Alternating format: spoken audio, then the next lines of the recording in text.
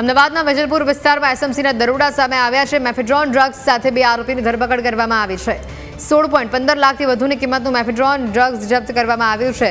અન્ય 2 આરોપી ફરાર થતા શોધખોળ શરૂ કરવામાં આવી હોવાની પણ વિગતો સામે આવી છે। અમદાવાદના વેજલપુર વિસ્તારમાં એસએમસીના દરોડા સામે આવ્યા છે।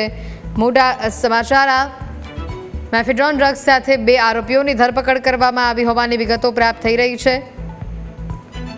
16.15 લાખથી વધુની કિંમતનું મેફેડ્રોન ડ્રગ્સ જપ્ત કરવામાં આવ્યું હોવાની પણ વિગતો સામે આવી છે।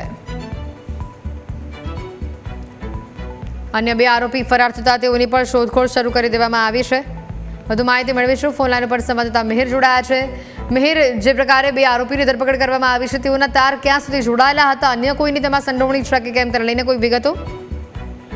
બિલકુલ એ જે બનાવ સામે આવે છે ચોક્કસથી અત્યારે બીજી વાર ફરી એકવાર વેજલપુરમાંથી એવી રીતે ડ્રગ્સ છે જે પકડાયું છે અને હાલમાં જે એસએમસી દ્વારા જે દરોડા પાડવામાં આવ્યા તેમાં મોટા પ્રમાણમાં જથ્થો અત્યારે સામે આવ્યો છે। કારણ કે 161.540 ગ્રામ એમડી ડ્રગ્સ જે મળી આવ્યું છે, જેમાં હાલમાં 2 ડ્રગ્સ પેડલર છે જે મળી આવ્યા છે, પરંતુ અન્ય 2 ડ્રગ્સ પેડલર છે તે અત્યારે ફરાર થઈ ચૂક્યા છે।